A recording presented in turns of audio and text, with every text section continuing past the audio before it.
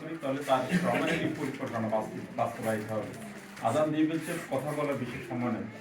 আমি এখানে ঢোকার সময় দেখলাম যে আপনাদের এখানে স্মার্ট ভিলেজ যে বাংলাদেশের একটা উপজেলাতে একটা গ্রামকে স্মার্ট ভিলেজ, এই স্মার্ট ভিলেজ মানে এখানে স্পেশালি গভর্নমেন্ট কাজ করবে। সেই হিসেবে তো আপনারা উন্নয়নের কাজের তালিকায় চলে আসছে না। আমি মনে করি রামমলের অন্যান্য ওয়ার্ডে যে কাজ হবে তার চেয়ে বেশি কাজ এমনি সরকারের যে নিয়ম আছে নিয়মের মধ্যে কাজ হবে। এরপরও আমরা যারা আছি আমরা যেটা চিন্তাধারা আমরা মফস্বল থেকে অর্থাৎ দূরের ওয়ার্ড থেকে আমরা কাজ শুরু করি। আমি আশা করি এখানে যারা আছে, যেমন আপনাদের ওয়ার্ডের লাভলু, সে একেবারে শেষ ওয়ার্ডে আছে, আপনাদের সুফিয়ান সেও শেষ ওয়ার্ডে আছে। আমরা এই ওয়ার্ডগুলো দিয়ে আমরা আমাদের উন্নয়নের কাজ শুরু করব। আর যে কথা বলেছে সেলিম সাহেব আসলে উনার জীবনটাই গেছে রাজনীতির মধ্যে। আমি যখন ছাত্রদল করি তখন তার আগে থেকে উনি রাজনীতি শুরু করেন। যারা আসলে রাজনীতি করে তারা যদি ক্ষমতায় আসে তারা রাজনীতি এবং উন্নয়ন এর বিষয়ে তারা সমাজে দেখার সুযোগ থাকে। রাজনীতির সাথে তাদের এলাকার উন্নয়নটা হচ্ছে তাদের মাথার ভিতরে থাকে। আর যারা ব্যবসা রাজনীতি করে তারা রাজনীতির বাইরে, ক্ষমতার বাইরে তাদের ব্যবসাটাই তারা মুখ্য হিসেবে দেখে। এখানে যেহেতু সেলিম সাহেব তার জীবনটাকে রাজনীতির মতো মিলিয়ে দিয়েছে, আমরা আশা করি উনি যখন এমপি হবে, উনি তার এমপি হওয়ার পর এই এলাকার যে সমস্ত কাজগুলা দরকার সেই কাজগুলা কিভাবে করা যায় এবং অতি বেশি করে কাজ করা যায় সে ব্যাপারে ওনার উদ্যোগ থাকবে। এই ব্যাপারে আপনাদের কেউ কোনো টেনশন করতে হবে না।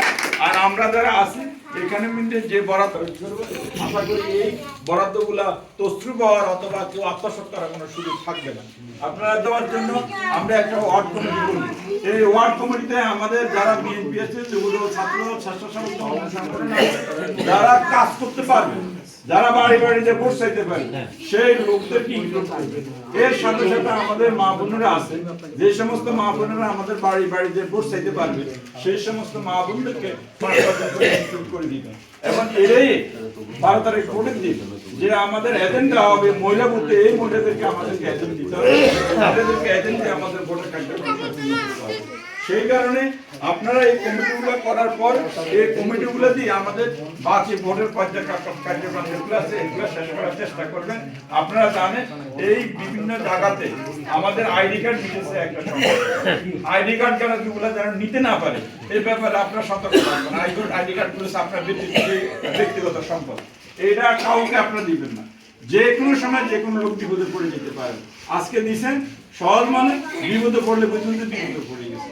পাশাপাশি আপনারা জানেন এলাকায় তালিমের ব্যবস্থা করেন, এই তালিম যেন না হয় তালিমের ব্যাপারে আপনারা সতর্ক থাকবেন। তালিম করবে কেউ? আলেম ওলামা যারা আছে তারা তালিম দেবে। তালিম সাধারণ কোনো মহিলা, সাধারণ কোনো পুরুষ তালিম দিতে পারে না। সেই কারণে কোনো তালিম যেন না হয় সে ব্যাপারে সতর্ক থাকবেন। ইসলামের ব্যাপারে আমরা সতর্ক। এই দেশের মধ্যে ইসলাম নিরাপদ ছিল জিয়া রহমানের আমলে, ইসলাম নিরাপদ ছিল খালেদা জিয়ার আমলে। ইসলাম আশা করি নিরাপদ থাকবে। তারেক রহমান ক্ষমতা আসবে, তারেক রহমানের সময় ইসলাম নিরাপদ থাকবে। তারেক রহমান অলরেডি বলে দিয়েছে এই ইসলামের জায়গায় রাখার জন্য যে সমস্ত আলেম ওলামা বাংলাদেশে ইসলাম এবং ইসলাম ধর্ম পরিচালিত হবে। সেই কারণে এই ইসলাম নিয়ে কোনো বিতর্ক আমরা রাজনৈতিকভাবে নিতে চাই না। এই মহিলাদেরকে আমরা আমাদের যতগুলো ভোট ছিল কোনো ভোটে আমরা মহিলাদেরকে নিয়ে কোনো মিটিং মিছিল করি নাই। হ্যাঁ, যখন কোনো প্রার্থী আসছে হয়তো বাড়ির পাশে গেছে যাই দুই একার কথা বলি আসছে, কিন্তু এই মহিলাদেরকে আজকে রাস্তা নামাইছে কে? গত 1 বছর থেকে মহিলাদেরকে বিভিন্ন জায়গায় মিটিং করার কারণে বাধ্য হয়ে আমরা যারা বিএনপি করি অথবা অন্যান্য সংগঠন যারা